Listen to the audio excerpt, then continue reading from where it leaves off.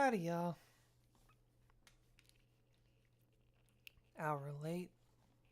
Stream might be a bit shorter than usual, but I'll still be reading.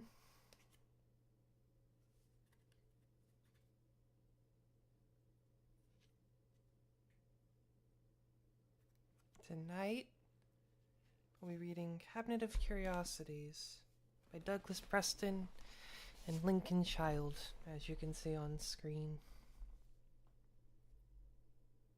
Huh. Warner Books.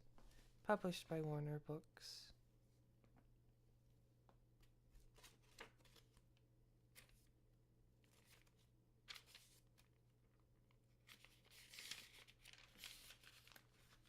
It's a bit of a long one. And I mean long. Fairly certain this is unabridged. It doesn't say it on the cover, but it feels like it is.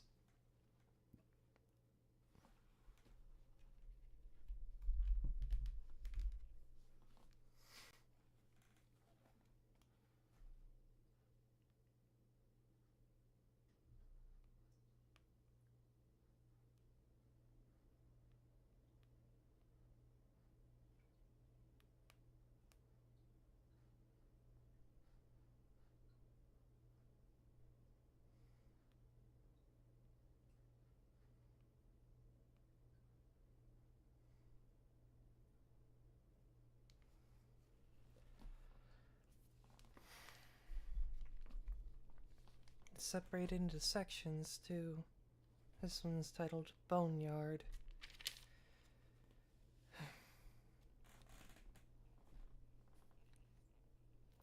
Chapter 1. Pee-wee Boxer surveyed the job site with disgust. The foreman was a scumbag.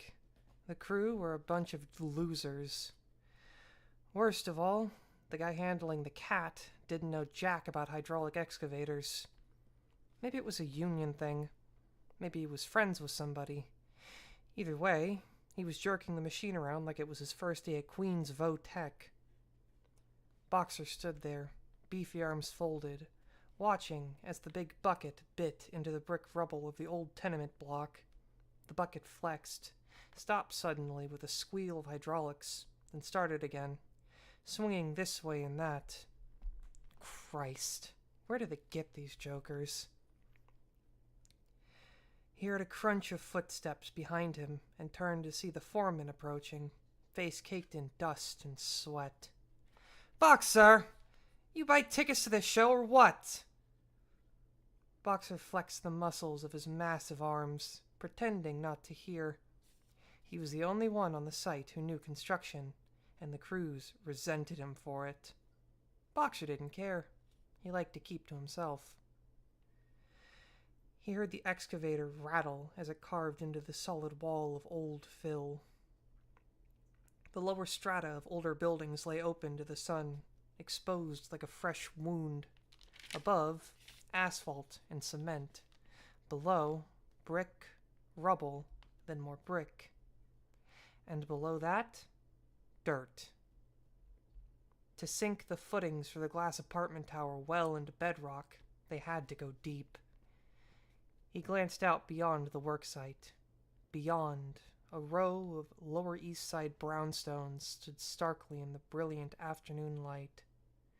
Some had just been renovated. The rest would soon follow. Gentrification. "Yo, Boxer, you deaf?" Boxer flexed again, fantasizing briefly about sinking his fist into the guy's red face. "Come on, get your ass in gear. This isn't a peep show." The foreman jerked his head toward Boxer's work detail. Not coming any closer, though. So much the better for him.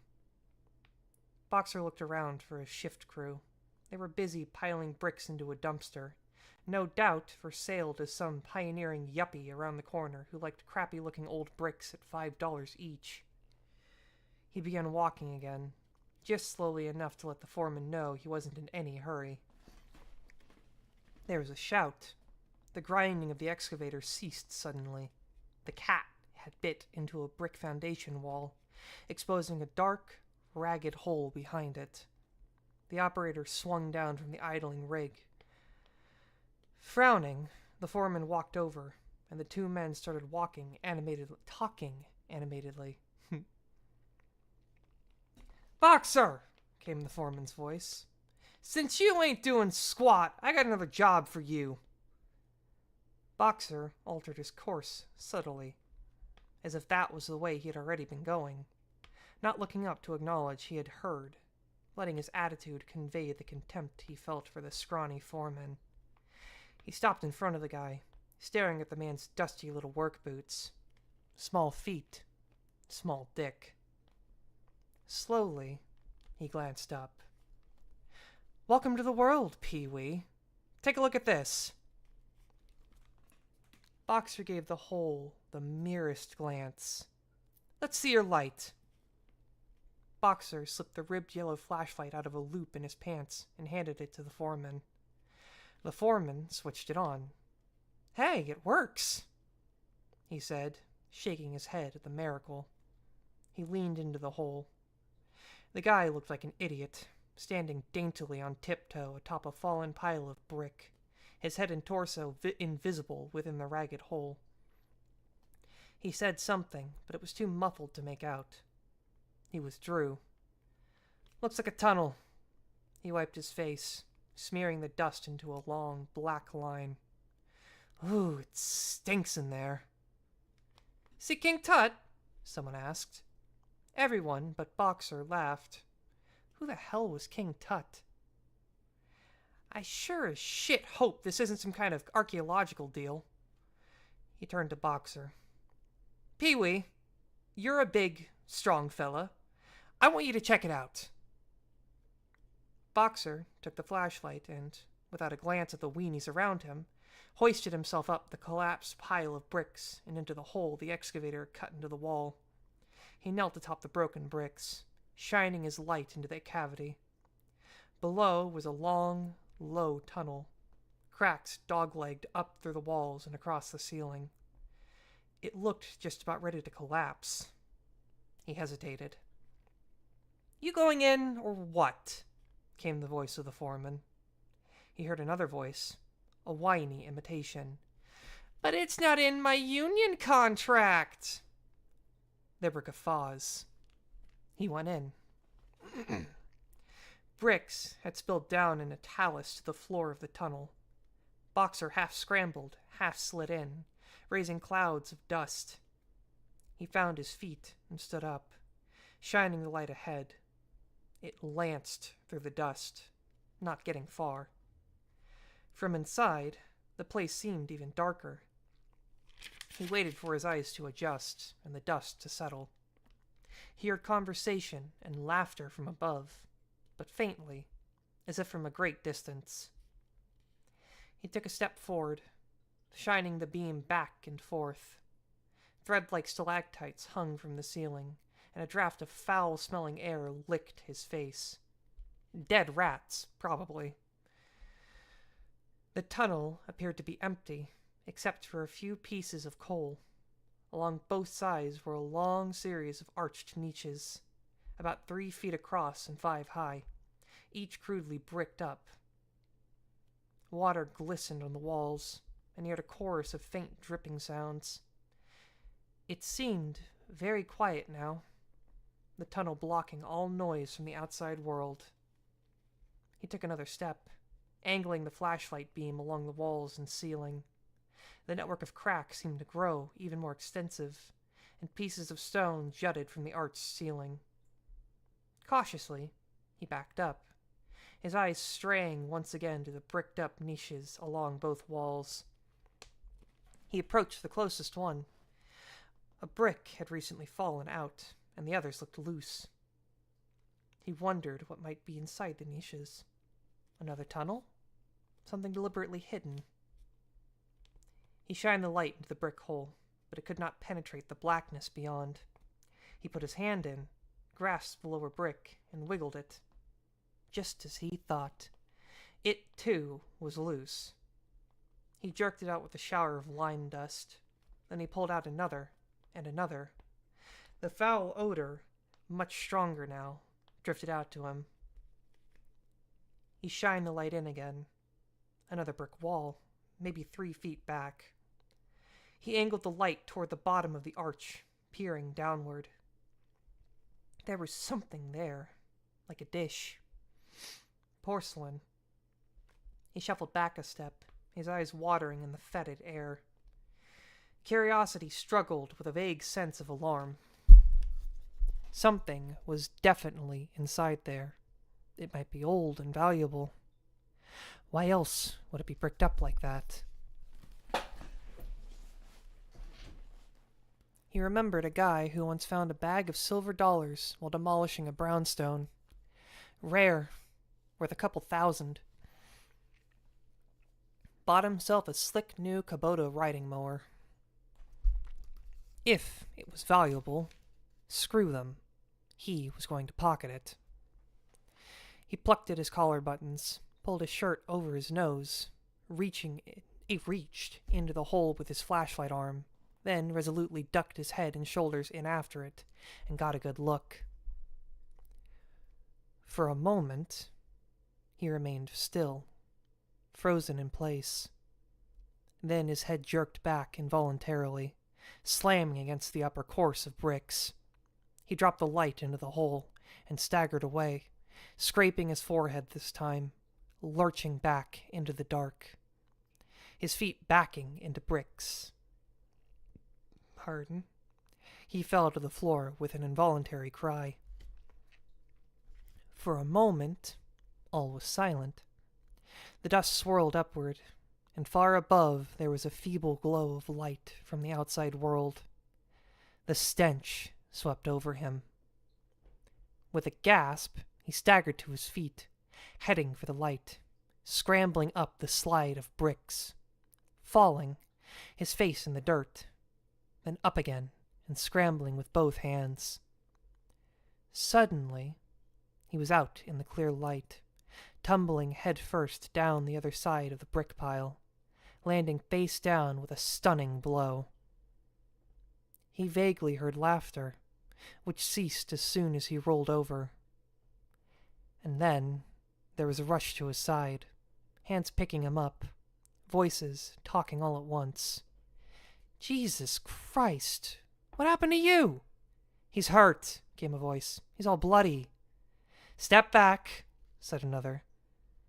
Boxer tried to catch his breath, tried to control the hammering of his heart. "Don't move him. Call an ambulance." Was it a cave-in? The yammering went on and on.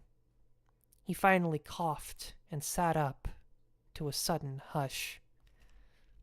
"Bones," he managed to say. "Bones? What do you mean, bones?" He's not making any sense.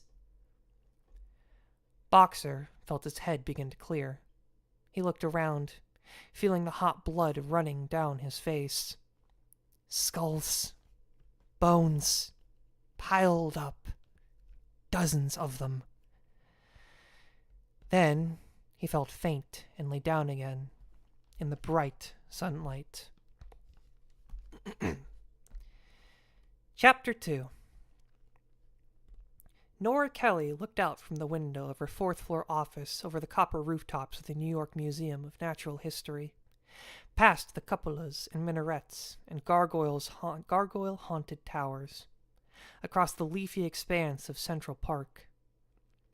Her eyes came to rest at last on the distant buildings along Fifth Avenue, a single wall, unbroken and monolithic, like the bailey of some limitless castle, yellow in the autumn light.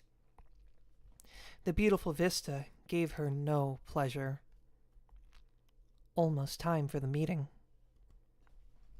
She began to check her sudden swell of anger, then reconsidered. She would need that anger. For the last 18 months, her scientific budget had been frozen. During that time, she had watched the number of museum vice presidents swell from 3 to 12, each pulling down $200,000. She had watched the public relations department turn from sleepy little office of genial old ex-newspaper reporters to a suite of young, smartly dressed flacks who knew nothing about archaeology or science. She had seen the upper echelon at the museum, once populated by scientists and educators, taken over by lawyers and fundraisers. Every 90-degree angle in the museum had been converted into the corner office of some fiction functionary. All the money went to putting on big fundraisers that raised more money for yet more fundraisers in an endless cycle of onanistic vigor. And yet, she told herself, it was still the New York Museum, the greatest natural history museum in the world. She was lucky to have this job. After the failure of her most recent efforts, the strange archaeological expedition she'd led to Utah, and the abrupt termination of the planned Lloyd Museum, she needed this job to work out. This time, she told herself, she would play it cool, work within the system. She turned away from the window and glanced around the office. System or no system, there was no way she could complete her research on the Anasazi-Aztec connection without more money. Most importantly, she needed a careful series of accelerator mass spectrometer C14 dates on the 66 organics she had brought back from last summer's survey of southern Utah. It would cost $18,000, but she had to have those damn dates if she was ever going to complete her work. She would ask for that money now, let the other stuff wait. It was time. She rose and headed out the door, up a narrow staircase and into the plush trappings of the museum's 5th floor. She paused outside the first vice president's office to adjust her gray suit.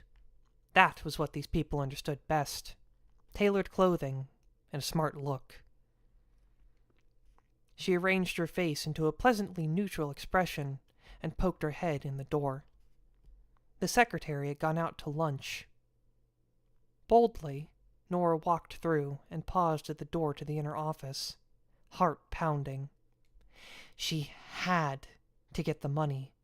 There was no way she could leave this office without it. She steeled herself, smiled, and knocked. The trick was to be nice, but firm. "Come in," said a brisk voice.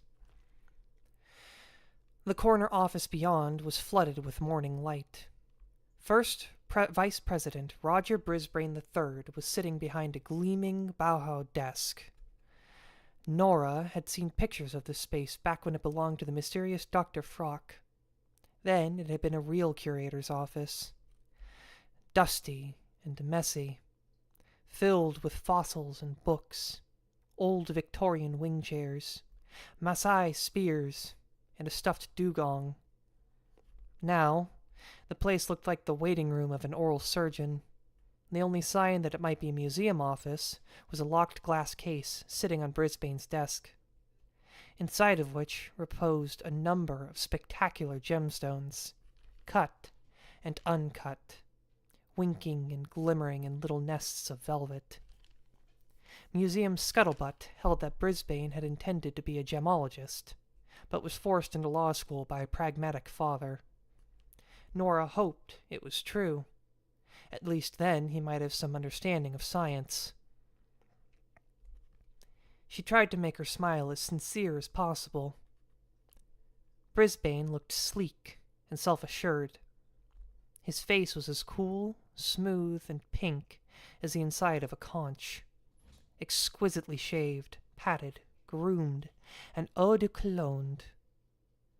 His wavy brown hair, thick and glossy with health, was worn slightly long. "Dr. Kelly," said Brisbane, exposing a rack of perfect orthodontry. "Make yourself at home." Nora dropped gingerly into a construction of chrome, leather, and wood that purported to be a chair. It was hideously uncomfortable and squeaked with every movement. The young VP threw himself back in his chair with a rustle of worsted and put his hands behind his head. His shirt sleeves were rolled back in perfect creases, and the knot of his English silk tie formed an impeccably dimpled triangle. Was that, Nora thought, a bit of makeup on his face, under and around his eyes, hiding a few wrinkles? Good God, it was. She looked away, realizing she was staring too hard. "How go things in the rag and bone shop?" Brisbane asked. "Great. Fine. There's just one small thing I want to talk to you about." "Good, good. I need to talk to you too." "Mr. Brisbane," Nora began quickly, But Brisbane stopped her with a raised hand. "Nora, I know why you're here. You need money." "That's right." Brisbane nodded sympathetically. "You can't complete your research with a frozen budget." "That's right," Nora repeated, surprised but wary. It was a tremendous coup to get the Murchison grant to do the Utah and Asazi survey. But there's no way I can finish the work without a really good series of carbon-14 dates. Good dates are the foundation for everything else. She tried to keep her voice pleasantly obedient, as if eager to play the ingenue. Brisbane nodded again, his eyes half closed, swiveling slightly in his chair. Despite herself, Nora began to feel encouraged. She hadn't expected a sympathetic reaction. It seemed to be working. "How much are we talking about?" Brisbane asked.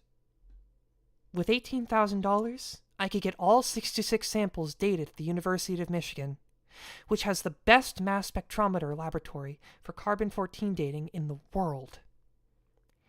$18,000. 66 samples. That's right. I'm not asking for a permanent budget increase, just a one-time grant. $18,000. Brisbane repeated slowly, as if considering. "When you really think about it, Dr. Kelly, it doesn't seem like much, does it?" "No. It's very little money, actually. Not compared to the scientific results it would bring." 18,000. What a coincidence. Coincidence? Nora suddenly felt uneasy. "It just happens to be exactly what you are going to need to cut out of your budget next year." "You're cutting my budget?" Brisbane nodded. 10% cuts across the board, all scientific departments." Nora felt herself begin to tremble, and she gripped the chrome arms of the chair. She was about to say something, but, remembering her vow, turned it into a swallow. "The cost of the new dinosaur halls turned out to be more than anticipated. That's why I was glad to hear you say it wasn't much money." Nora found her breath, modulated her voice. "Mr. Brisbane, I can't complete the survey with a cut like that." "You're going to have to. Scientific research is only a small part of the museum, Dr. Kelly. We've an obligation to put on exhibitions, build new halls, and entertain the public." Nora spoke hotly. "But basic scientific research is the lifeblood of this museum. Without science, all this is just empty show." Brisbane rose from his chair, strolled around his desk, and stood before the glass case. He punched a keypad, inserted a key. "Have you ever seen the Tev Marabi emerald?" "The what?" Brisbane opened the case and stretched a slender hand toward a Cabonicon emerald the size of a robin's egg. Cabonicon. He plucked it from its velvet cradle and held it up between thumb and forefinger. "The Tev Marabi emerald. It's flawless. As a gemologist by avocation, I can tell you that emeralds of this size are never flawless. Except this one. He placed it before his eye, which popped into housefly-like magnification. He blinked once, then lowered the gem. Take a look. Nora again forced herself to swallow a rejoinder. She took the emerald. Careful, you wouldn't want to drop it. Emeralds are brittle. Nora held it gingerly, turned it in her fingers. Go ahead. The world looks different through an emerald. She peered into its depths and saw a distorted world peering back, in which moved a bloated creature like a green jellyfish. Brisbane. Very interesting. But, Mr. Brisbane, flawless. No doubt. But we were talking about something else. What do you think it's worth? 1 million? 5? 10? It's unique. If we sold it, all our money worries would be over. He chuckled, then placed it to his own eye again. The eye swiveled about behind the emerald. Black, magnified, wet-looking. But we can't, of course. I'm sorry, but I don't get your point. Brisbane smiled thinly. You and the rest of the scientific staff, you all forget one thing. It is about show. Take this emerald. Scientifically, there's nothing in it that you couldn't find in an emerald 100th its size. But people don't want to see any old emerald. They want to see the biggest emerald. Show, Dr. Kelly, is the lifeblood of this museum. How long do you think your precious scientific research would last if people stopped coming? Stopped being interested? Stopped giving money? You need collections, dazzling exhibitions, colossal meteorites, dinosaurs, planetariums, gold, dodo birds, and giant emeralds to keep people's attention. Your work just doesn't fall into that category. But my work is interesting. Brisbane spread his hands. My dear, everyone here thinks their research is the most interesting.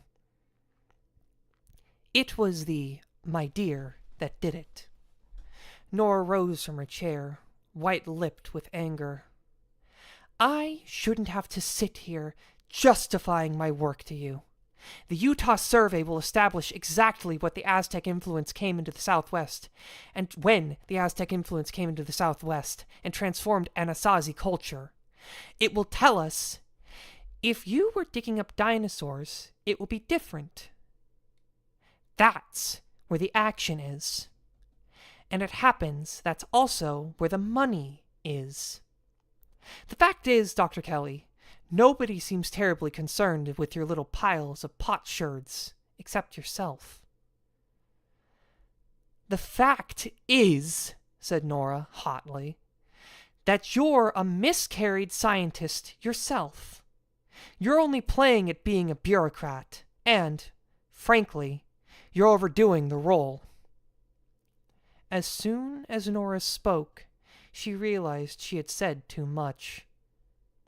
Brisbane's face seemed to freeze for a moment. Then he recovered, gave her a cool smile, and twitched his handkerchief out of his breast pocket. He began polishing the emerald, slowly and repetitively.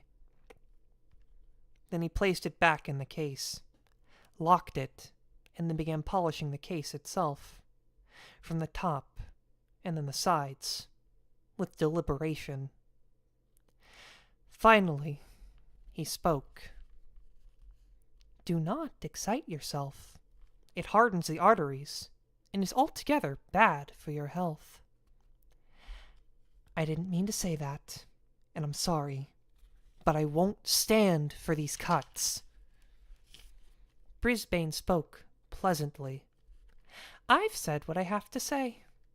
For those curators who are unable or unwilling to find the cuts, there's no problem. I will be happy to find the cuts for them." When he said this, he did not smile.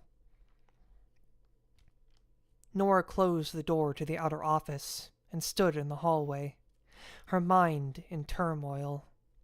She had sworn to herself not to leave without the extra money, and here she was, worse off than before she went in. Should she go to Calliope, the museum's director? But he was severe and unapproachable, and that would surely piss off Brisbane. She had already shot her mouth off once. Going over Brisbane's head might get her fired. And whatever else she did, she couldn't lose this job. If that happened, she might as well find another line of work. Maybe she could find the money somewhere else, rustle up another grant somewhere. And there was another budget review in 6 months. One could always hope. Slowly, she descended the staircase to the 4th floor. In the corridor, she paused, surprised to see the door to her office wide open. She looked inside. In the place she had been standing not 15 minutes before, a very odd-looking man was now framed by the window, leafing through a monograph. He was wearing a dead black suit, severely cut, giving him a distinctly funeral air. His skin was very pale, whiter than she had ever seen on a living body. His blonde hair, too, was almost white, and he turned the pages of the monograph with astonishingly long, slender ivory fingers. "Excuse me, but what are you doing in my office?" Nora asked. "Interesting," the man murmured, turning. "I'm sorry?" He held up a monograph. "The Geochronology of Sandia Cave." Odd that only the whole Folsom points were found above the Sandia level. Highly suggestive, don't you think? He spoke with a soft, upper-class southern accent that flowed like honey. Nora felt her surprise turning to anger at this casual invasion of her office. He moved toward a bookcase, slid the monograph back into its place on the shelf, and began pursuing the other volumes, his fingers tapping the spines with small, precise movements. "Ah," he said, slipping out another monograph. "I see the Monteverde results have been challenged." Nora stepped forward, jerked the monograph out of his hand, and shoved it back onto the shelf. "I'm busy at the moment. If you want an appointment, you can call. Please close the door on your way out." She turned her back, waiting for him to leave. 10%. She shook her head in weary disbelief. How could she possibly manage it? But the man didn't leave. Instead, she heard his mellifluous plantation voice again. "I'd just as soon speak now, if it's all the same to you. Dr. Kelly, may I be so bold as to trouble you with a vexatious little problem?" She turned. He had extended his hand. Nestled within it was a small, brown skull.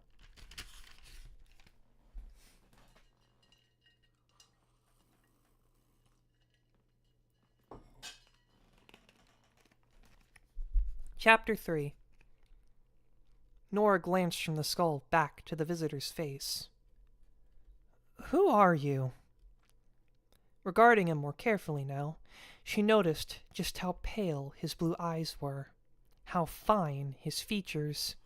With his white skin and the classical planes of his face, he looked as if he had been sculpted of marble.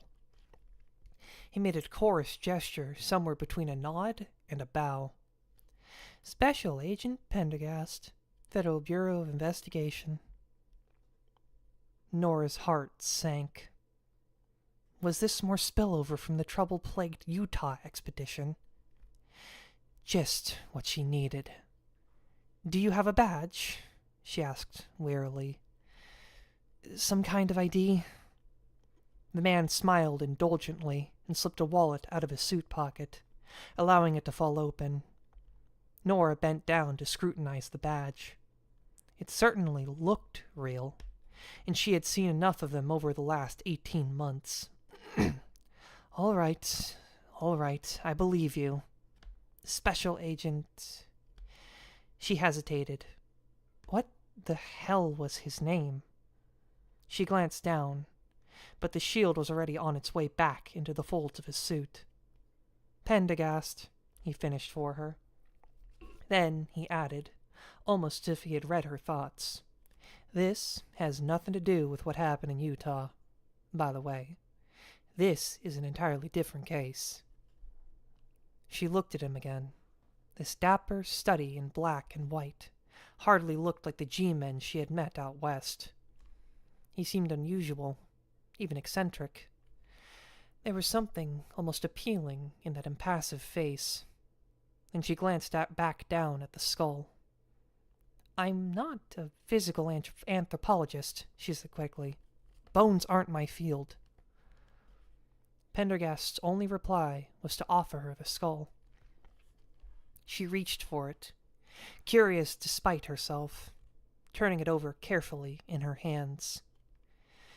"Surely the FBI's forensic experts to help them with this sort of thing." The FBI agent merely smiled and walked to the door, closing and locking it. Gliding toward her desk, he plucked the phone from its cradle and laid it gently to one side. "May we speak undisturbed?" "Sure, whatever." Nora knew she must sound flustered, and was angry at herself for it. She had never met someone quite so self-assured. The man settled himself into a wooden chair opposite her desk, throwing one slender leg over the other. "Regardless of your discipline, I'd like to hear your thoughts on this skull." She sighed. Should she be talking to this man? What would the museum think? Surely they would be pleased that one of their own had been consulted by the FBI. Maybe this was just the kind of publicity Brisbane wanted. She examined the skull once again. "Well, to start with, I'd say this child had a pretty sad life." Pendergast made a tent of his fingers, raising one eyebrow in mute query. The lack of sutural closing indicates a young teenager. The second molar is only just erupted. That would put him or her at around 13, give or take a few years. I would guess female by the gracile brow ridges. Very bad teeth, by the way, with no orthodontry. That suggests neglect, at least. And these two rings in the enamel indicate arrested growth, probably caused by 2 episodes of starvation or serious illness. The skull is clearly old, although the condition of the teeth suggests a historic, as opposed to prehistoric, dating. You wouldn't see this kind of tooth decay in a prehistoric specimen. And anyway, it looks Caucasoid, not Native American. I would say it's at least 75 to 100 years old. Of course, this is all speculation. Everything depends on where it was found and under what conditions a carbon-14 date might be worth considering. At this unpleasant reminder of a recent meeting, she paused involuntarily. Pendergast waited. Nora had the distinct feeling that he expected more. Feeling her annoyance returning, she moved toward the window to examine the skull in the bright morning light. And then, as she stared, she felt a sudden sick feeling wash over her. "What is it?" Pendergast asked, sharply, instantly aware of the change, his wiry frame rising from the chair with the intensity of a spring. "These faint scratches at the very base of the occipital bone." She reached for the loop that always hung around her neck and fitted it to her eye. Turning the skull upside down, she examined it more closely. Go on. They were made by a knife. It's as if someone were removing tissue. What kind of tissue? She felt a flood of relief as she realized what it was. These are the kind of marks you would expect to see caused by a scalpel during a post-mortem. This child was autopsied. The marks were made while exposing the upper part of the spinal cord, or perhaps the medulla oblongata. She placed the skull on the table. But I'm an archaeologist, Mr. Pendergast.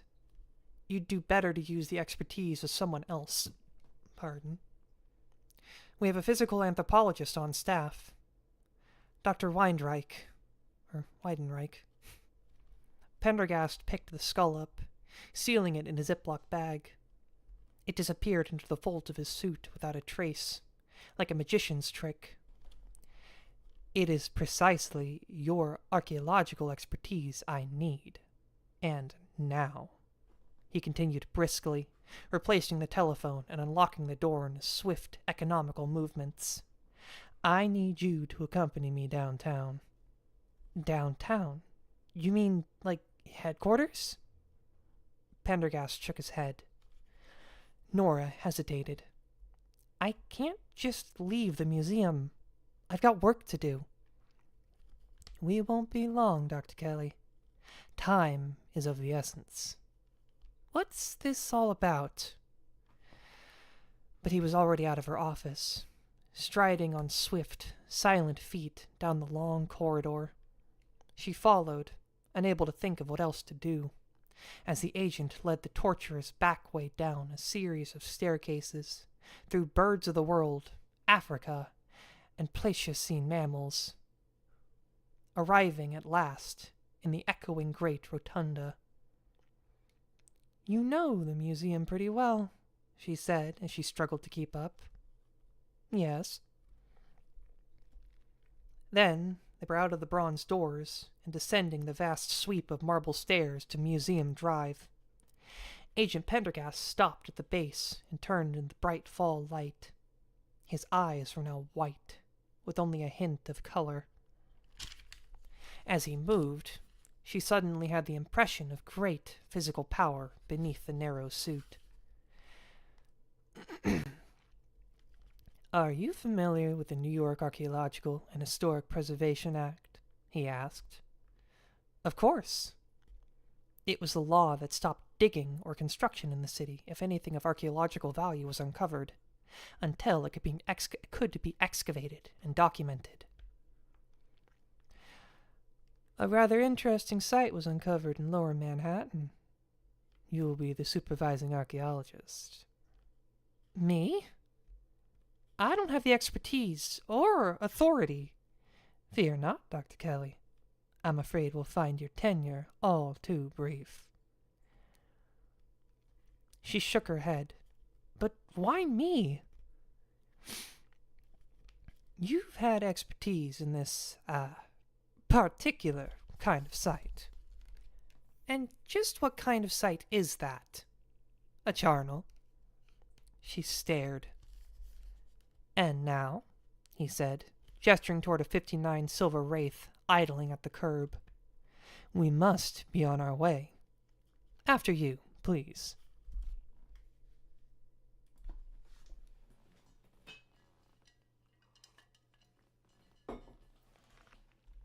Two seconds.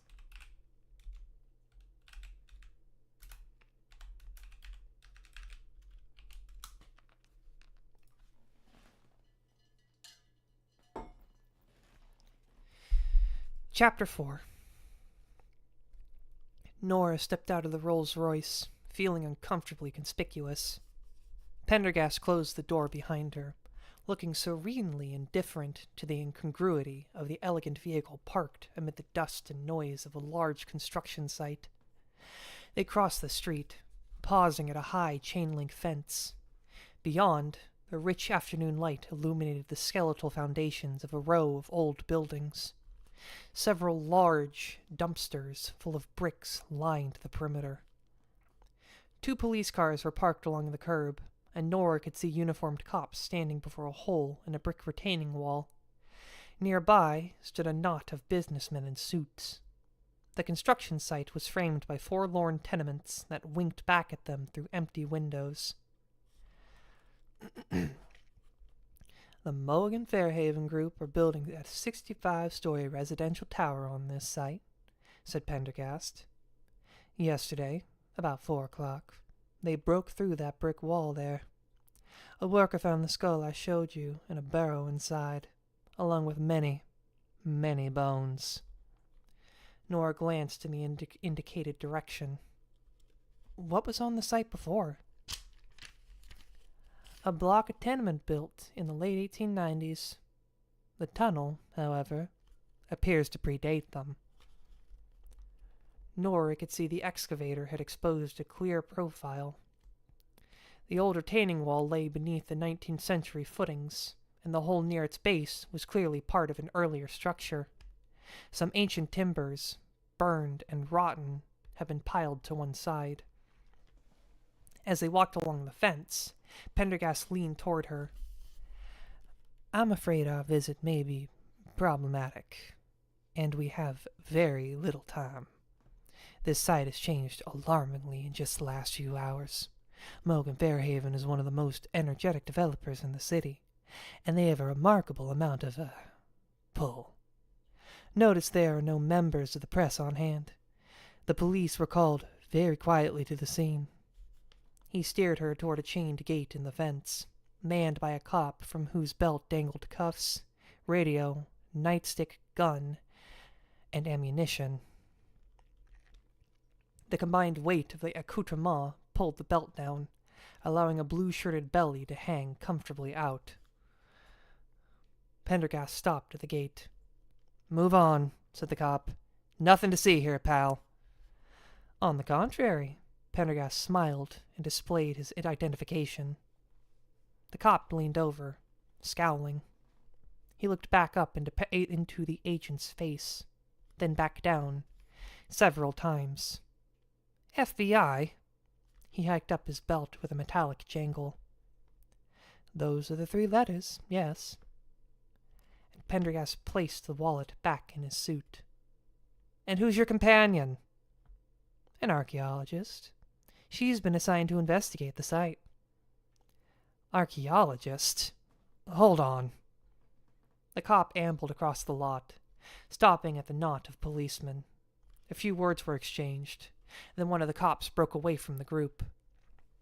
A brown-suited man followed at a trot. He was short and heavy-set, and his pulpy neck bulged over a tight collar. He took steps that were too big for his stubby legs, giving his walk an exaggerated bounce. "What the hell's this?" he panted as he approached the gate, turning to the newly arrived cop. "You didn't say anything about the FBI."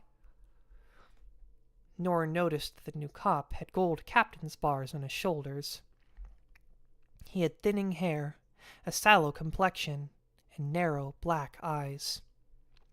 He was almost as fat as the man in the brown suit. The captain looked at Pendergast. "May I see your identification?" Let me do that again, because this one's a bit funny. "May I see your identification?" His voice was small and tight and high. Pendergast once again removed his wallet. The captain took it, examined it, and handed it back through the gate. "I'm sorry, Mr. Pendergast. The FBI has no jurisdiction here, particularly the New Orleans office. You know the procedure." "Captain?" "Custer." "Captain Custer, I am here with Dr. Nora Kelly of the New York Museum of Natural History, who has been placed in charge of the Archaeological Survey. Now, if you'll let us in." "This is a construction site," broke the brown-suited man. "We're trying to build a building here, in case you hadn't noticed. They've already got a man looking at the bones. Christ almighty, we're losing $40,000 a day here. And now the FBI? And who might you be? Pendergast asked the man in a pleasant voice. His eyes flicked from side to side. Ed Shank. Ah, Mr. Shank. In Pendergast's mouth, the name sounded like some kind of crude implement. And your position with Moog and Fairhaven? Construction manager. Pendergast nodded. Of course you are. Pleased to meet you, Mr. Shank. Immediately, he turned back to the captain, ignoring Shank completely. Now, Captain Custer, he continued in the same mild voice, am I to understand that you will not open the gate and allow us to proceed with our work? That is a very important project for the Moog and Fairhaven group, and for this community. Progress has been slower than it should be, and there's concern at the very highest levels. Mr. Fairhaven visited the site himself yesterday evening. The last thing they want is more delays.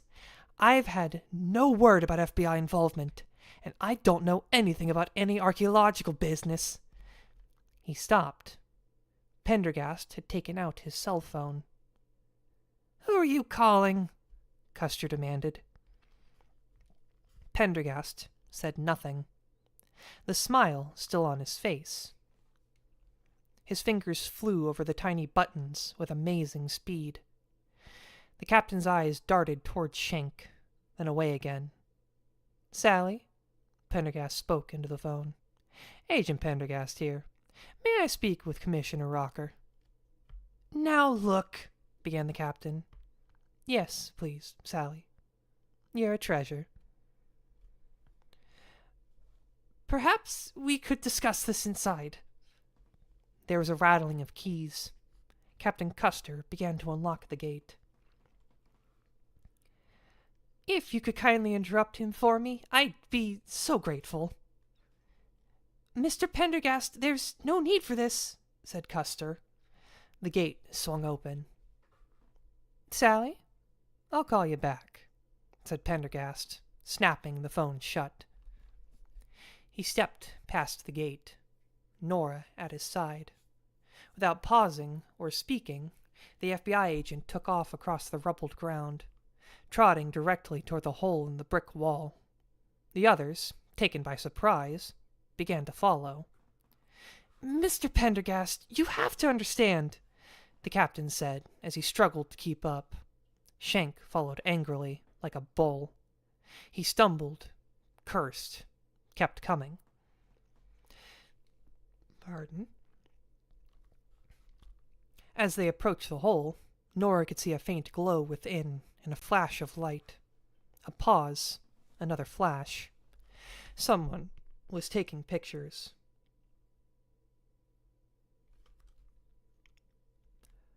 Mr. Pendergast, Captain Custer called.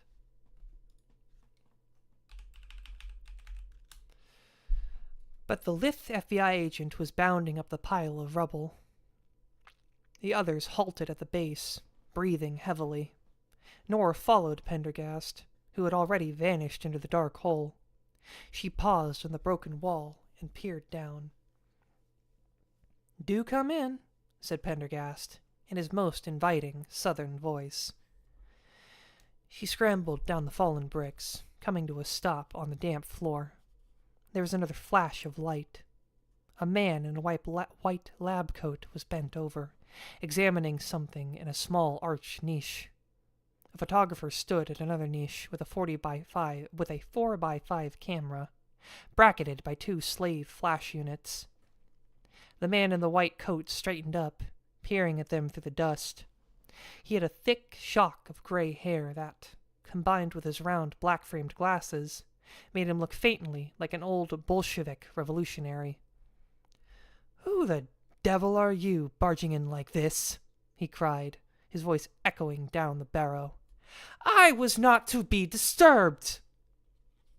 "FBI," rapped out Pendergast. His voice was now totally different, sharp, stern, officious. With a snap of leather, he shoved his badge toward the man's face. "Oh," said the man, faltering. "I see." Nora looked from one to the other, surprised at Pendergast's apparent ability to read people instantly, then manipulate them accordingly. "May I ask you to vacate the site while my colleague, Dr. Kelly, and I make an examination? Look here, I'm in the middle of my work." "Have you touched anything?" It came out as a threat. "No, not really. Of course, I've handled some of the bones." "You handled some of the bones?" "Consistent with my responsibility to determine cause of death." "You handled some of the bones?" Pendergast pulled a thin pad and a gold pen from his jacket pocket and made a note, shaking his head in disgust. "Your name, Doctor?" "Van Bronk." "I'll make a note of it for the hearing. And now, Dr. Van Bronk, if you'll kindly let us proceed." "Yes, sir." Pendergast watched as the M.E. and the photographer climbed laboriously out of the tunnel. Then he turned to Nora and spoke in a low, rapid voice. "It's your site now. I've brought us an hour, maybe less, so make the best of it." The best of what?" Nora asked in a panic. "Just what am I supposed to be doing? I've never—" "You're trained in ways that I'm not. Survey the site. I want to know what happened here. Help me understand it." "In an hour? I don't have any tools, anything to store samples." "We're almost too late as it is. Did you notice they had the precinct captain on this site? As I said, Morgan Fairhaven pulls an enormous amount of weight. This will be our only chance. I need the maximum amount of information in the minimum amount of time. It's extremely important." He handed her the pen and pad, then withdrew 2 slender pen lights from his coat and passed one to her. Nora switched it on. For its size, the pen light was very powerful. She looked around, taking note of her surroundings for the first time. It was cool and silent. Motes drifted in the single banner of light streaming through the broken hole. The air smelled corrupt, a mixture of fungus, old meat, and mold. She breathed it in deeply, nevertheless, trying to focus. Archaeology was a slow, methodical business. Here, faced with a ticking clock, she barely knew where to begin. She hesitated another moment. Then she began to sketch the tunnel. It was about 80 feet long, 10 feet high at the arch, bricked up at the ends. The ceiling was filmed with cracks. The dust covering the floor had been recently disturbed, more so than could be explained by the presence of a single medical examiner. Nora wondered how many construction workers and policemen had already wandered through here. 6 niches ran along both walls. She walked along the wet floor of the tunnel, sketching, trying to get an overall sense of the space. The niches, too, had once been bricked up, but now the bricks had been removed and were stacked beside each alcove. As she turned the flashlight into each niche, she saw essentially the same thing. A jumble of skulls and bones, shreds of clothing, bits of old flesh, gristle, and hair. She glanced over her shoulder. At the far end, Pendergast was making his own examination, profile sharp in the shaft of light, quick eyes darting everywhere. Suddenly, he knelt, peering intently not at the bones, but at the floor, plucking something out of the dust. Completing her circuit, Nora turned to examine the first niche more closely. She knelt in front of the alcove and scanned it quickly, trying to make sense of the charnel heap. doing her best to ignore the smell. There were 3 skulls in this niche. The skulls were not connected to the backbones. They had been decapitated, but the rib cages were complete, and the leg bones, some flexed, were also articulated. Several vertebrae seemed to have been damaged in an unusual way, cut open as if to expose the spinal cord. A snarled clump of hair lay nearby. Short. A boy's. Clearly, the corpses had been cut into pieces and piled in the niche, which made sense, considering the dimensions of the alcove. It would have been inconvenient to fit a whole body in the cramped space, but one severed into parts. Swallowing hard, she glanced at the clothing. It appeared to have been thrown in separately from the body parts. She reached out a hand, paused with an archaeologist's habitual restraint, then remembered what Pendergast had said. Carefully, she began lifting out the clothing and bones, making a mental list as she did so. 3 skulls, 3 pairs of shoes, 3 articulated rib cages, numerous vertebrae, and assorted small bones. Only one of the skulls showed marks similar to the skull Pendergast had originally shown her, but many of the vertebrae had been cut open in the same way, from the first lumbar vertebra all the way down to the sacrum. She kept sorting. 3 pairs of pants, buttons, a comb, bits of gristle and desiccated flesh, 6 sets of leg bones, feet out of their shoes. The shoes had been tossed in separately. If only I had sample bags, she thought. She pulled some hair out of a clump, part of the scalp still attached, and shoved it in her pocket. This was crazy. She hated working without proper equipment. All her professional instincts rebelled against such hasty, careless work. She turned her attention to the clothing itself.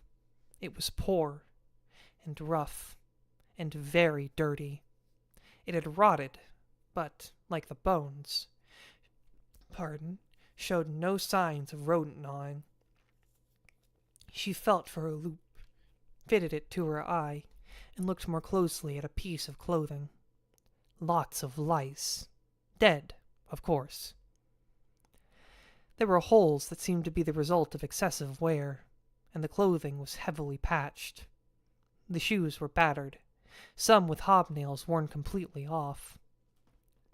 She felt in the pockets of one pair of pants, a comb, a piece of string. She went through another set of pockets. Nothing. A third set yielded a coin. She pulled it out, the fabric crumbling as she did so. It was an Indian head cent, dated 1877. She slipped everything hastily into her own pockets. She moved to another alcove and again sorted and inventoried the remains as fast as she could. It was similar. 3 skulls and 3 dismembered bodies, along with 3 sets of clothing. She felt in the pockets of the pants, a bent pin and 2 more pennies, 1880 and 1872. Her eyes returned to the bones. Once again, those strange marks on the vertebra. She looked more closely. The lumbar vertebra. Always the lumbar vertebra. Opened carefully, almost surgically, and pried apart. She slipped one of them into her pocket. She went down the tunnel, examining each niche in turn, scribbling her observation in Pendergast's notebook. Each niche held exactly 3 corpses. All had been dismembered in the same fashion, at the neck, shoulders, and hips. A few of the skulls had the same dissection marks she'd noticed on the specimen Pendergast first showed her. All of the skeletons displayed severe trauma to the lower spinal column. From her cursory examination of skull morphology, they seemed to fit within the same age bracket, 13 to 20 or so, and were a mixture of male and female, with male predominating. She wondered what the forensic examiner had discovered. There would be time to find that out later. 12 niches. 3 bodies to a niche.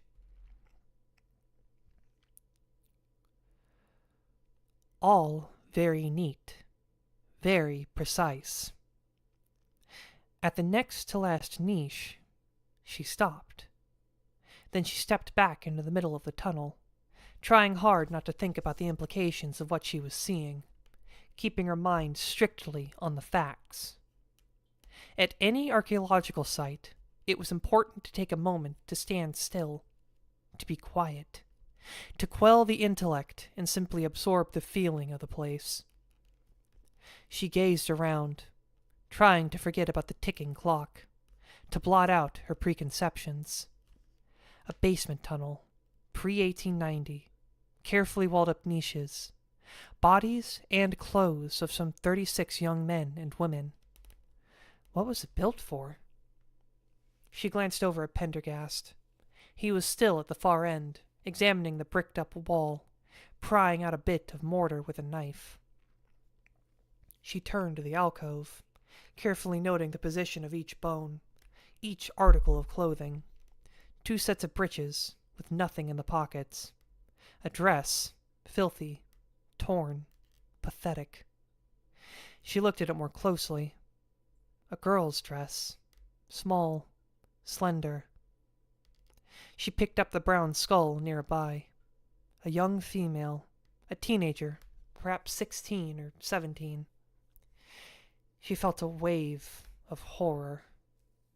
Just underneath it was her mass of hair, long golden tresses, still tied in a pink lace ribbon. She examined the skull. Same poor dental hygiene. 16, and already her teeth were rotting. The ribbon was of silk, and a much finer quality than the dress. It must have been her prized possession. This glimmering of humanity stopped her dead for a moment. As she felt for a pocket, something crackled under her fingers. Paper. She fingered the dress, realizing that the piece of paper wasn't in the pocket at all, but sewn into the lining. She began to pull it from the alcove. "Anything of interest, Dr. Kelly?" She stared at the medical examiner's voice. Started at the medical examiner's voice. Van Bronk. His tone had changed. Now, he sounded arrogant. He stood over her. She glanced around. In her absorption, she had not heard him return. Pendergast was by the entrance to the burrow, in urgent discussion with some uniformed figures peering down from above. "If you call this sort of thing interesting," she said. "I know you're not with the ME's office, so that must make you an FBI forensics expert." Nora colored. "I'm not a medical doctor. I'm an archaeologist." Dr. Van Bronk's eyebrows shot up, and a sardonic smile spread over his face. He had a perfectly formed little mouth that looked as if it had been painted on by a Renaissance artist. It glistened as it articulated the precise words. "Ah, not a medical doctor. I believe I misunderstood your colleague. Archaeology. How nice." She had not had an hour. She had not even had half an hour. She slid the dress back into the alcove, shoving it into a dusty crevice in the back. "And have you found anything of interest, Doctor?" she asked as casually as she could. "I'd send you my report," he said. "But then I could hardly expect you to understand it. All that professional jargon, you know." He smiled, and now the smile did not look friendly at all. "I'm not finished here," she said. "When I am, I'd be glad to chat further. She began to move to the last alcove. You can continue your studies after I remove the human remains. You're not moving anything until I've had a chance to examine it. Tell that to them. He nodded over her shoulder. I don't know where you got the impression that this was an archaeological site. Fortunately, that's all been straightened out. Nora saw a group of policemen sliding into the barrow, heavy evidence lockers in their hands. The space was soon filled with a cacophony of curses, grunts, and loud voices. Pendergast was nowhere to be seen. Last to enter were Ed Schenk and Captain Custer. Custer saw her and came forward, picking his way gingerly across the bricks, followed by a brace of lieutenants. Dr. Kelly, we've gotten an order from headquarters, he said, his voice quick and high-pitched. You can tell your boss he's sadly confused. This is an unusual crime scene, but of no importance to present-day law enforcement, particularly the FBI. It's over 100 years old. And there's a building that needs to be built, Nora thought, glancing at Schenk. I don't know who hired you, but your assignment's over. We're taking the human remains down to the ME's office. What little else is here will be bagged and tagged. The cops were dropping the evidence lockers onto the damp floor, and the chamber resounded with hollow thuds. The ME began removing bones from the alcove with rubber-gloved hands and placing them into the lockers, tossing the clothing and other personal effects aside. Voices mingled with the rising dust. Flashlight beams stabbed through the murk. The site was being ruined before her eyes. "Can my men escort you out, miss?" said Captain Custer with exaggerated courtesy. "I can find my own way," Nora replied. The sunlight temporarily blinded her. She coughed, breathed in the fresh air, and looked around. The Rolls-Royce was still parked at the street, and there was Pendergast, leaning against it, waiting. She marched out the gate. His head was tilted away from the sun, his eyes half closed. In the bright afternoon light, his skin looked as pale and translucent as alabaster. "That police captain was right, wasn't he?" she said. "You've got no jurisdiction here." He slowly lowered his head, a troubled look on his face. She found her anger evaporating. He removed a silk handkerchief from his pocket and dabbed at his forehead. Almost as she watched, his face reassumed its habitual opaque expression. And he spoke. "Sometimes there's no time to go through proper channels. If we'd waited until tomorrow, the site would have been gone. You see how quickly Mogan Fairhaven works. If this site were declared of archaeological value, it would shut them down for weeks. Which, of course, they could not allow to happen." "But it is of archaeological value." Pendergast nodded. "Of course it is. But the battle is already lost, Dr. Kelly, as I knew it would be." As if in response, a large yellow excavator fired up, its motor coughing and snarling. Construction workers began to appear, emerging from trailers and truck cabs. Already the blue lockers were coming out of the hole and being loaded into an ambulance. The excavator lurched and made a lumbering move toward the hole, its bucket rising, iron teeth dribbling dirt. "What did you find?" Pendergast asked. She paused. Should she tell him about the paper and the dress? It was probably nothing. And besides, it was gone. She tore the hastily scribbled pages from the pad and returned it to him. "I'll write up my general observations for you this evening," she said. "The lumbar vertebrae of the victim seem to have been deliberately opened. I slipped one into my pocket." Pendergast nodded. "There were numerous shards of glass embedded in the dust. I took a few for analysis." "Other than the skeletons, there were some pennies in the alcoves, dated 1872, 1877, and 1880. A few articles in the pockets."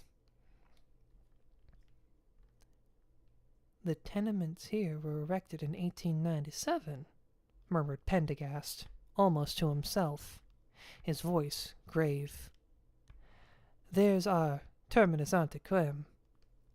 The murders took place before 1897, and were probably clustered around the dates of the coins. That is, the 1870s.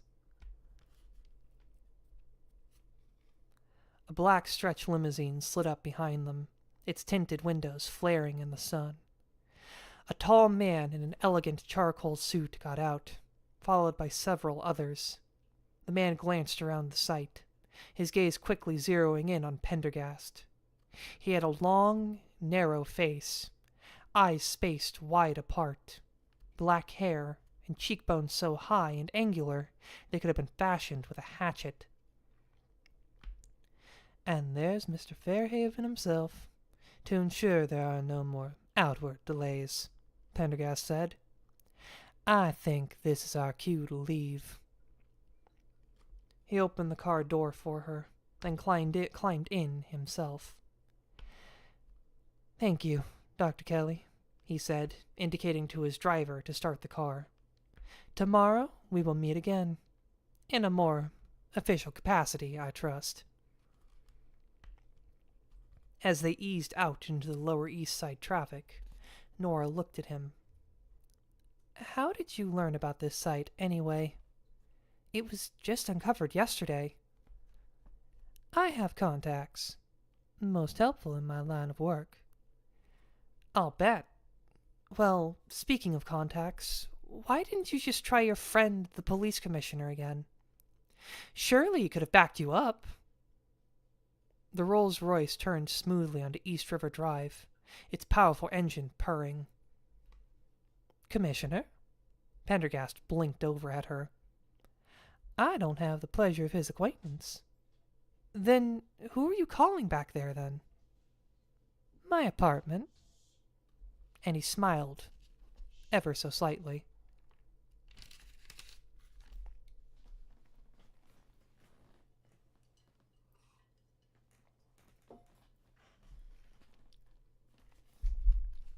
Chapter 5. William Smithback Jr. stood, quite self-consciously, in the doorway of Café the Artistes. His new suit of dark blue Italian silk rustled as he scanned the dimly lit room. He tried to keep his normal slouch in check, his back ramrod straight, his bearing dignified, aristocratic. The Armani suit had cost him a small fortune, but as he stood in the entryway, he knew it had been worth every penny. He felt sophisticated, urban, a bit like Tom Wolfe. Though, of course, he didn't dare try the full rig, white hat and all. The paisley silk handkerchief poking out of his pocket was a nice touch, though perhaps a bit flamboyant. But then again, he was a famous writer. Almost famous, anyway. If only his last damn book hadn't inched up 2 more slots, it would have made the list. And he could get away with such touches. That's just a slip of the tongue.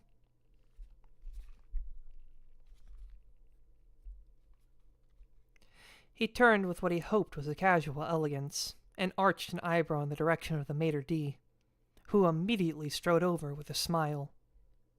Smithback loved this restaurant more than any other in New York City. It was decidedly untrendy, old-fashioned, with superb food. You didn't get the bridge and tunnel crowd in here like you did at Le Cirque 2000. And the Howard Chandler Christie mural added to just the right touch of quiche. Mr. Smithback, how nice to see you this evening. Your party just arrived. Smithback nodded gravely. Being recognized by the maitre d' of a first-class restaurant, although he would loathe to admit it, meant a great deal to him. It had taken several visits, several well-dropped 20s. What clinched it was the casual reference to his position at the New York Times. Nora Kelly sat at a corner table, waiting for him. As usual, just seeing her sent a little electric current of pleasure through Smithback. Even though she'd been in New York well over a year, she still retained a fresh, out-of-place look that delighted him. And she never seemed to have lost her Santa Fe tan. Funny, how they'd met under the worst possible of circumstances. An archaeological expedition to Utah in which they'd both almost lost their lives. Back then, she'd made it clear she thought him arrogant and obnoxious. And here they were, 2 years later, about to move in together. And Smithback couldn't imagine ever spending a day apart from her. He slid into the banquet with a smile. She looked great, as always, her copper-colored hair spilling over her shoulders, deep green-brown eyes sparkling in the candlelight, the sprinkling of freckles on her nose adding a perfect touch of boyishness.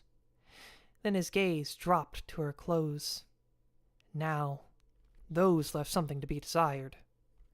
God, she was actually dirty. You wouldn't believe the day I had, she said. Smithback adjusted his tie and turned ever so slightly, allowing the light to catch the elegantly cut shoulder of his suit. I swear, Bill, you aren't going to believe it. But remember, this is off the record. Now, Smithback felt slightly hurt. Not only had she failed to notice the suit, but this business about their conversation being off the record was unnecessary. Nora, everything between us is off the record. She didn't wait for him to finish. First, that scumbag Brisbane cut my budget 10%. Smithback made a sympathetic noise. The museum was perpetually short of money. And then I found this really weird man in my office. Smithback made another noise, slyly moving his elbow into position beside his water glass. Surely she'd noticed the dark silk against the white nap of the tablecloth. He was reading my books, acting like he owned the place. He looked just like an undertaker, dressed in a black suit, with a really white skin. Not albino, just white. An uncomfortable feeling of déjà vu began to well up in Smithback's mind. He dismissed it. He said he was from the FBI, and he dragged me downtown to a building site where they'd uncovered... Abruptly, the feeling returned. Did you say FBI? No way. Not him. It couldn't be. Yes. The FBI. Special Agent Pendergast. Smithback finished for her. Now it was Nora's turn to look astonished. You know him? Know him? He was in my book on the museum murders. That book of mine you said you read. Oh, yeah, right. Right. Smithback nodded, too preoccupied to be indignant. Pendergast was not back in Manhattan on social visit. The man showed up only when there was trouble. Or maybe he just seemed to always bring trouble with him. Either way, Smithback hoped to God it wasn't trouble like the last time. The waiter appeared and took their orders. Smithback, who'd been anticipating a small, dry sherry, ordered a martini instead. Pendergast. Oh, God. As much as he had admired the man, he hadn't been sorry to see him and his black suit heading back to New Orleans. So tell me about him, Nora said, leaning back in her chair. He's... Smithback paused, feeling uncharacteristically at a loss for words. He's unorthodox, charming, a southern aristocrat, lots of dough, old family money, pharmaceuticals or something. I really don't know what his relationship is with the FBI. He seems to have free rein to poke into anything he likes. He works alone, and he's very, very good. He knows a lot of important people. As far as the man personally, I don't know anything about him. He's a cipher. You never know what he's really thinking. Christ, I don't even know his first name. He can't be that powerful. He got trumped today. Smithback arched his eyebrows. What happened? What did he want? Nora told him about their hasty visit to the charnel pit at the construction site. She finished just as their moral and black truffle quinnas arrived. Quina. Mogan Fairhaven, says Smithback, digging a fork into the mousse, releasing a heavenly aroma of musk in the deep forest. Weren't those the guys that got in trouble for ripping down the SRO without a permit, when there were still people living there? The single room occupancy on East First? I think so. Nasty bunch. Fairhaven was arriving in a stretch limo just as we left. Yeah. And in a Rolls, you said. Smithback had to laugh. When he'd been investigating the museum murders, Pendergast went around in a Buick. The conspicuousness of a Rolls had to mean something. Everything Pendergast did served a purpose. Well, you rolled in style, anyway. But this really doesn't sound like something Pendergast would be interested in. Why not? It's an incredible sight, but it is over 100 years old. Why would the FBI, or any law enforcement agency, be interested in a crime scene that's ancient history? It isn't an ordinary crime scene. 36 young people murdered, dismembered, and walled up in a subterranean crawl space. That's one of the biggest serial killings in U.S. history. Their waiter returned, sliding a dish in front of Smithback. Steak à poivre, cooked rare. Nora, come on, he said, lifting his knife eagerly. The murderer is long dead. It's a historical curiosity. It'll make a great story in the paper, come to think of it. But I still can't see why the FBI would take any interest. He felt Nora glowering at him. Bill, this is off the record. Remember? It's almost prehistoric, Nora, and would make a sensational story. How could it possibly hurt? Off the record. Smithback sighed. Just give me first shot, Nora, when the time comes. Nora smirked. You always get first shot, Bill. You know that. Smithback chuckled and sliced a tender corner of his steak. So, what did you find down there? Not much. A bunch of stuff in the pockets.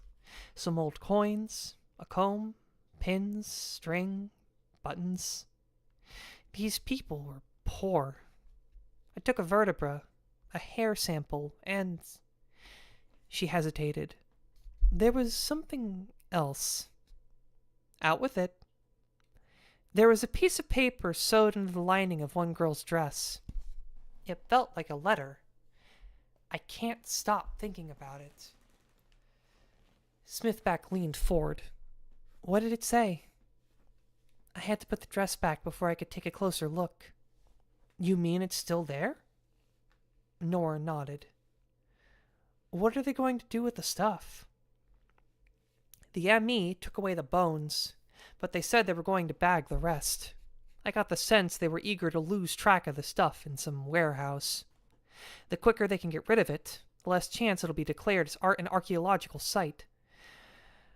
I've seen developers tear up a site just to make sure that when the archaeologists arrive, there's nothing left to examine. That's illegal, isn't it? Aren't they supposed to stop if it's important?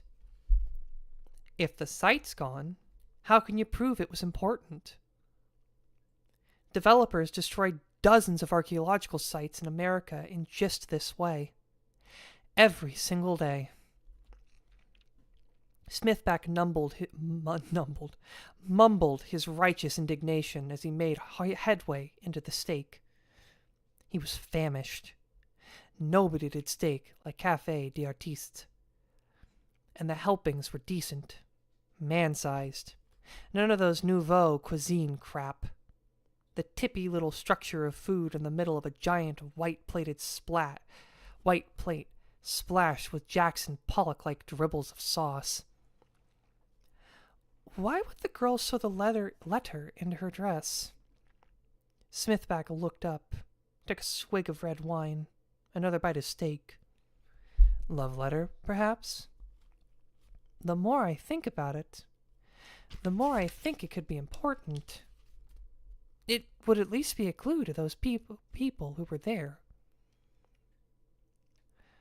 Otherwise, we may never find out, with their clothes gone and the tunnel destroyed.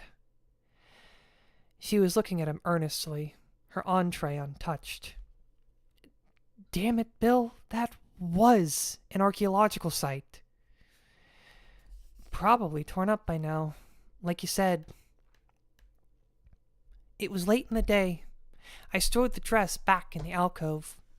They probably removed it with the rest of the stuff then. I don't think so. I stuffed it into a crevice in the rear of the alcove. They were rushing. They could easily have missed it. Smithback saw the gleam in Nora's hazel eyes. He'd seen that look before.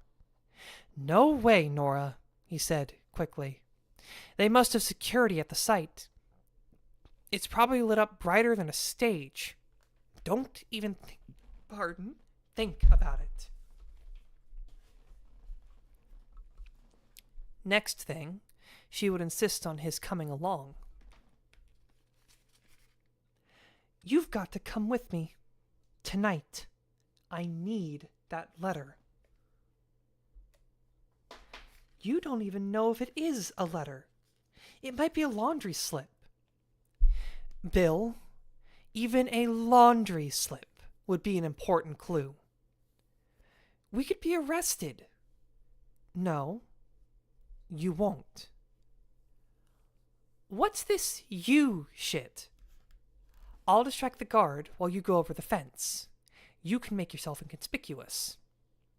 As she spoke, Nora's eyes grew brighter. Yes, you can be dressed like a homeless bum, say just poking through the garbage. If they catch you, the worst they'll do is make you move on. Smithback was aghast. Me? A bum? No way! You be the bum! No, Bill, that won't work. I have to be the hooker. The last forkful of steak froze halfway to Smithback's mouth. Nora smiled at him. Then she spoke. You just spilled brandy sauce all down the front of your nice new Italian suit.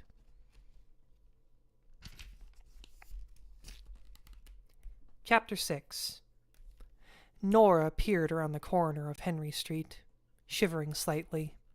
It was a chilly night, and her scant black mini dress and silver spandex top provided very little warmth. Only the heavy makeup, she thought, added any R factor to her person. In the distance, traffic droned through Chatham Square, and the vast black bulk of the Manhattan Bridge loomed ominously nearby. It was almost 3 o'clock in the morning, and the streets of the Lower East Side were deserted. "What can you see?" Smithback asked from behind her. "The site's pretty well lit. I can only see one guard, though." "What's he doing?" "Sitting in a chair, smoking and reading a paperback." Smithback scowled. It had been depressingly easy to transform him to bumhood. His rangy frame was draped in a shiny black raincoat over a checkered shirt, a dirty pair of jeans, and tattered keds. There had been no shortage of cheesy old clothing in Smithback's closet to choose from. A bit of charcoal on the face, olive oil rubbed into the hair, and a tote consisting of 5 nested black plastic bags with unwashed clothes at the bottom completed the disguise. "What's he look like?" Smithback asked. "Big and mean." "Cut it out." Smithback was in no mood for humor. Dressed as they were, they had been unable to flag down a cab in the Upper West Side, and had been forced to take the subway. Nobody had actually propositioned her, but she had gotten plenty of stares, with follow-up glances at Smithback that clearly read, "What's a high-priced call girl doing with that bum?" The long ride, with 2 transfers, had not improved Smithback's mood. "This plan of yours is pretty weak," Smithback said. "Are you sure you can handle yourself?" He was a mask of irritation. "We both have our cell phones. If anything happens, I'll scream bloody murder and you call 911. But don't worry, he's not going to make trouble." "He's going to be too busy looking at your tits," said Smithback unhappily. "With that top, you might as well not be wearing anything." "Trust me, I can take care of myself. Remember, the dress is in the second-to-last niche on the right. Feel along the rear wall for the crevice. Once you're safely out, call me. Now, here goes." She stepped out into the streetlight and began walking down the sidewalk toward the construction entrance, her pumps making a sharp clicking noise on the pavement, her breasts bouncing. As she got close, she stopped, fished in her little gold handbag, and made an exaggerated little moo. She could already feel the guard's eyes on her. She dropped the lipstick, bent down to pick it up, making sure he got a good look up her dress in the process, and touched up her lips. Then she fished into the bag again, cursed, and looked around. She let her eyes fall on the guard. He was staring back, the book lying unheeded in his lap. "Shit, left my cigarettes back at the bar." She flashed him a smile. "Here," he said, rising hastily. "Take one of mine." She sidled over and accepted the cigarette through the gap in the chain-link gate, positioning herself to ensure his back would be turned to the construction site. She hoped to God Smithback would work fast. The guard withdrew a lighter, tried to stick it through the gate. Failed. "Just a minute. Let me unlock this." She waited, cigarette in hand. The gate swung open, and he flicked the lighter. She approached and bent over the flame, drawing the smoke in, hoping she wouldn't cough. "Thanks." "Sure," said the guard. He was young, sandy-haired, neither fat nor thin. A little dopey-looking, not terribly strong. Clearly flustered by her presence. Good. She stood there, taking another drag. "Nice night," she said. "You must be cold." "A little." "Here, take this." With a gallant flourish, he took off his coat and draped it over her shoulders. "Thanks." The guard looked as if he could hardly believe his good fortune. Nora knew she was attractive, knew that her body, with all her years spent backpacking in the remote desert, wasn't too bad either. The heavy makeup gave her a sense of security. Never in a million years would he later be able to identify the archaeologist from the New York Museum of Natural History. In an odd way, the outfit made her feel sassy, bold, a little sexy. She heard a distant rattle. Smithback must be climbing over the chain-link fence. "You work here every night?" she said hastily. "5 nights a week," the guard said, his Adam's apple bobbing. "Now that construction's begun, you, live around here?" She nodded vaguely toward the river. "And you?" "Queens." "Married?" She saw his left hand, where she had previously noted a wedding band, slide behind his gun holster. "Not me." She nodded, took another drag. It made her dizzy. How could people smoke these things? She wished Smithback would hurry up. She smiled and dropped the butt, grinding it under her toe. Instantly, the pack was out. "Another?" "No," she said, trying to cut back. She could see him eyeing her spandex top, trying to be subtle. "You work in a bar?" he asked, then colored. Awkward question. Nora heard another sound, a few falling bricks.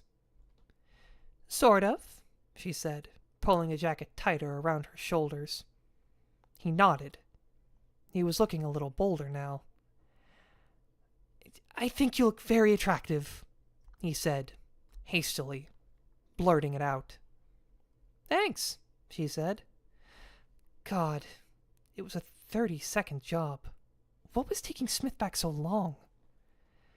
"Are you, free later?" Deliberately, she looked him up and down. "You want a date?"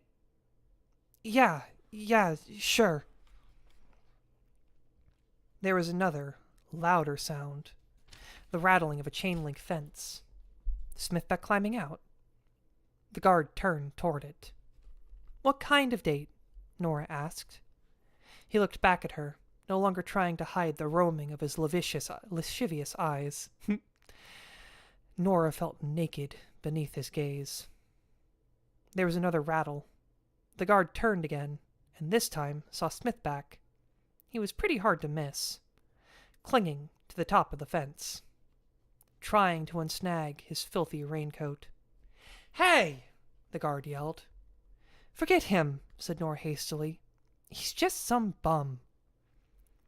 Smithback struggled. Now he was trying to slip out of his raincoat, but it only succeeded in becoming more tangled.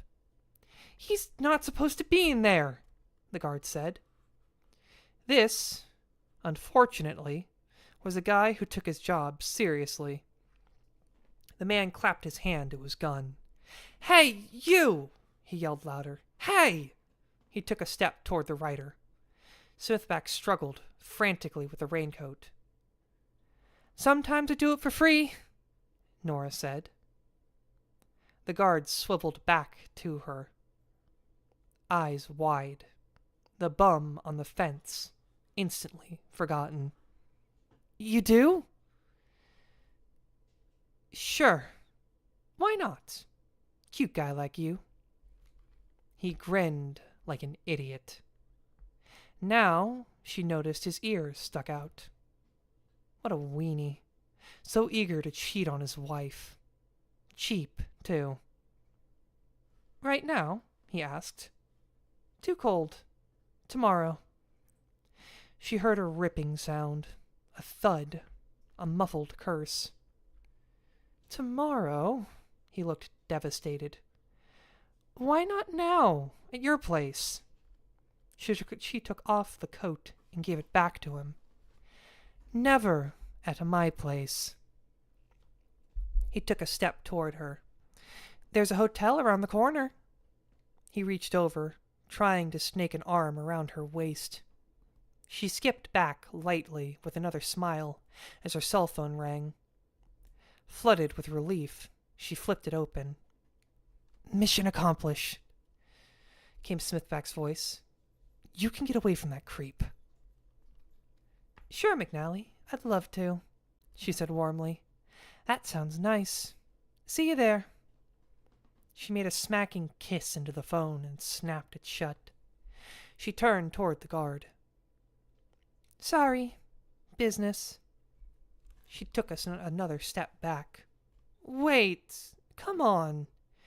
You said—" There was a note of desperation in the guard's voice. She took a few more steps back and shut the chain-link gate in his face. "Tomorrow, I promise." "No, wait!" She turned and began walking quickly down the sidewalk. "Hey, come on, wait! Lady, please!" His desperate pleas echoed among the tenements. She ducked around the corner. Smithback was waiting, and he hugged her briefly. "Is that creep following?" "Just keep going." They began running down the sidewalk, Nora wobbling on her high heels. They turned the far corner and crossed the street, then paused, panting and listening. The guard was not following. "Christ," said Smithback, sinking against a wall. "I think I broke my arm falling off that goddamn fence." He held up his arm. His raincoat and shirt had been torn, and his bleeding elbow stuck out of the hole. Nora examined it. "You're fine. Did you get the dress?" Smithback patted his grimy bag. "Great." Smithback looked around. "We're never going to find a cab down here," he said with a groan. "A cab wouldn't stop anyway, remember? Give me your raincoat. I'm freezing." Smithback wrapped it around her. He paused, grinning. "You look kinda sexy." "Stow it." She began walking toward the subway. Smithback skipped after her. At the entrance to the subway, he stopped. "How about a date, lady?" he leered. "Hey, lady, please!" He imitated the guard's last, despairing entreaties. She looked at him. His hair was sticking out in all directions. His face had become even filthier, and he smelled of mold and dust. He couldn't have looked more ridiculous. She had to smile. "It's going to cost you big time. I'm high class." He grinned. "Diamonds, pearls, greenbacks, nights dancing in the desert under the coyote moon. Anything you want, baby." She shook his hand. "Now, that's my kind of John."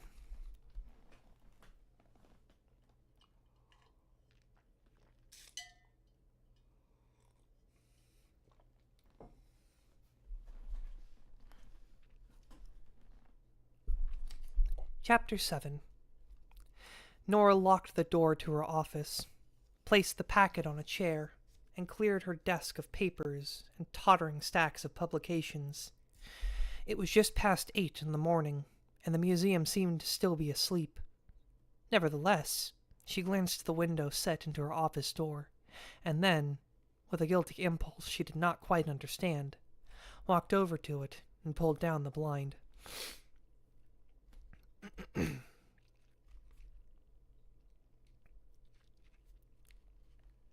Then, she carefully covered the desktop with white, acid-free paper, taped to the corners, laid another sheet on top, and placed a series of sample bags, stoppered test tubes, tweezers, and picks along one edge.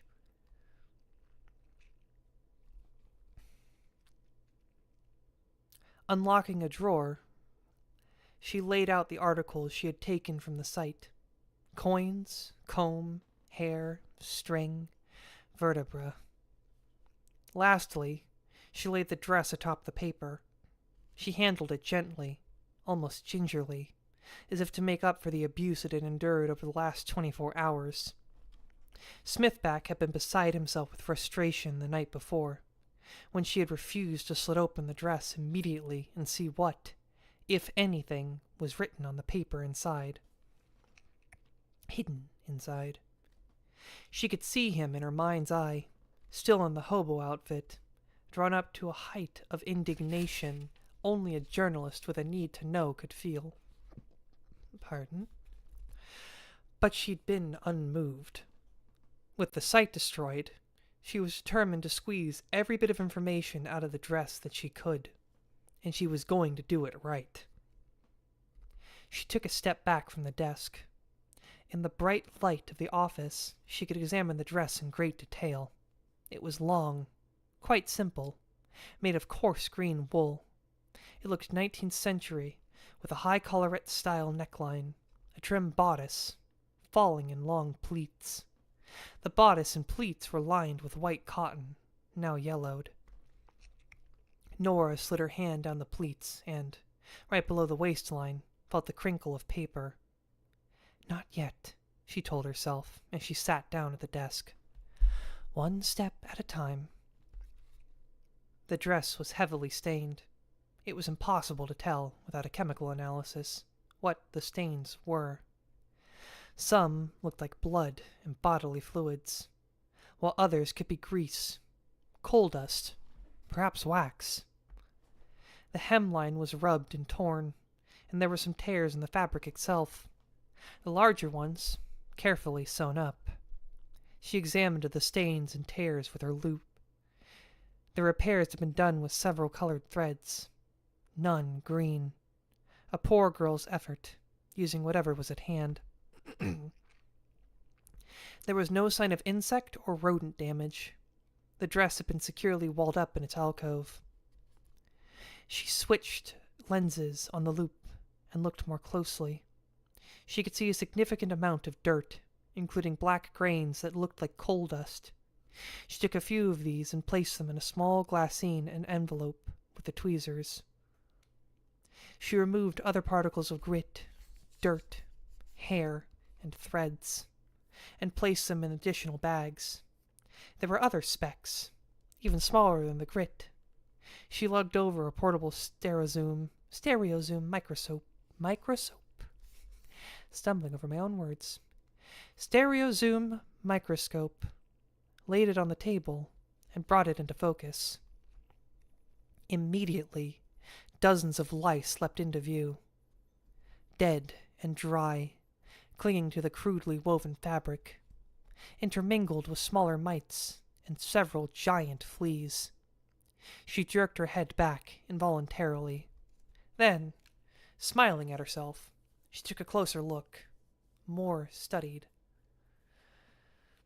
The dress was a rich landscape of foreign biology, along with an array of substances that could occupy a forensic chemist for weeks.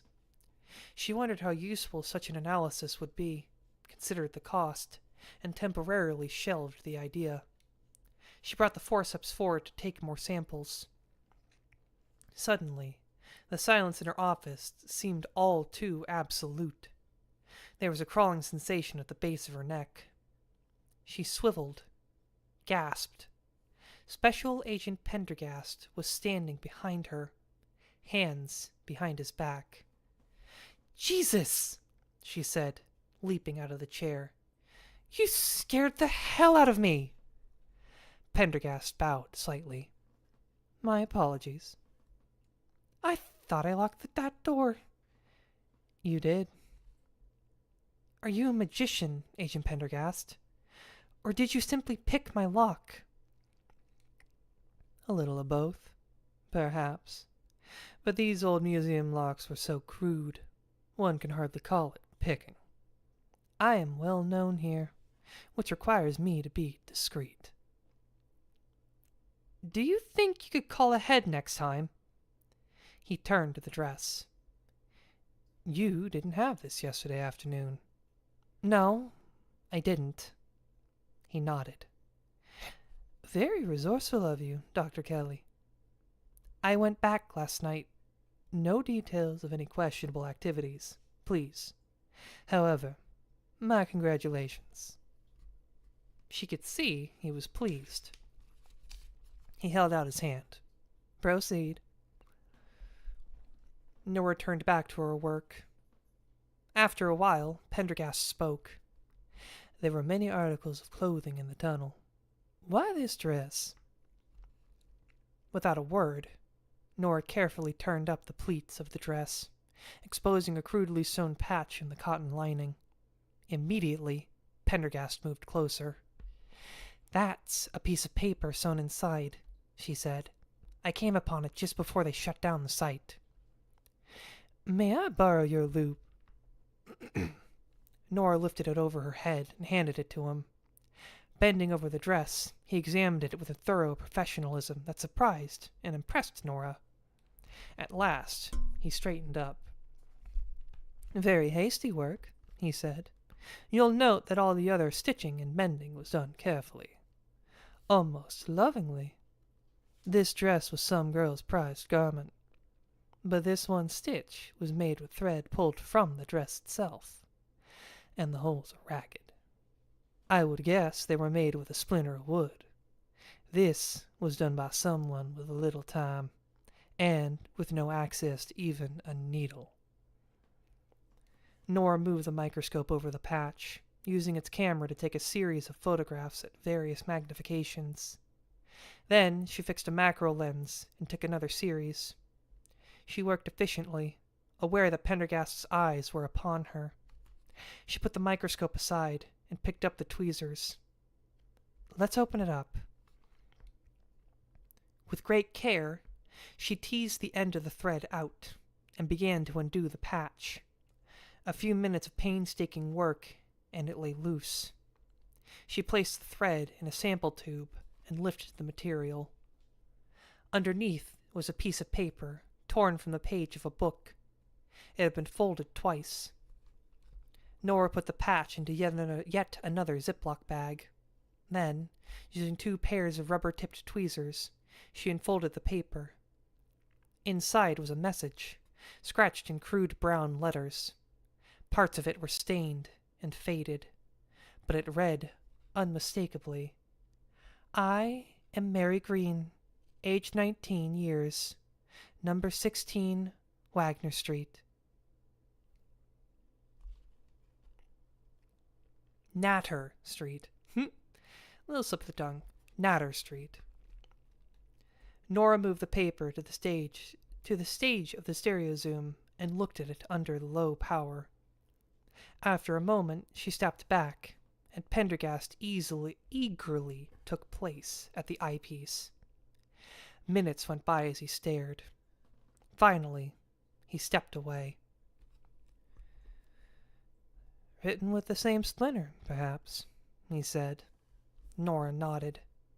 The letters had been formed with little scratches and scrapes. May I perform a test? Pendergast asked. What kind? Pendergast slipped out a small, stoppered test tube. It will involve removing a tiny sample of the ink on this note with a solvent.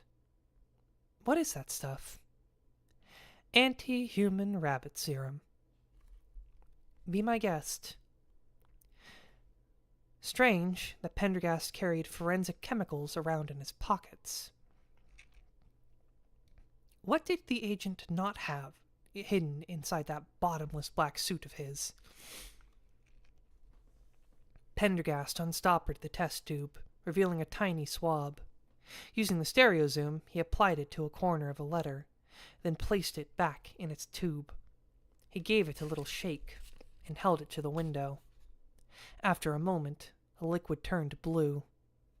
He turned to face her. So? She asked, but she had already read the results in his face.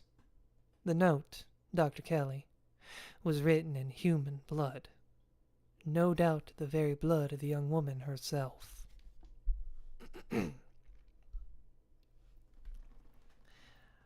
I know it's a bit early, but it is 11:10, and I feel stopping here is a very fun spot. So if y'all don't mind, I'm gonna leave you on that. We didn't get very far, but we'll get farther next time. My apologies for the stumbles, and I hope y'all enjoyed. A nice, kind of spooky book for the month. Only gets more fun from here. I'm gonna wish y'all a good night and hope you have sweet dreams.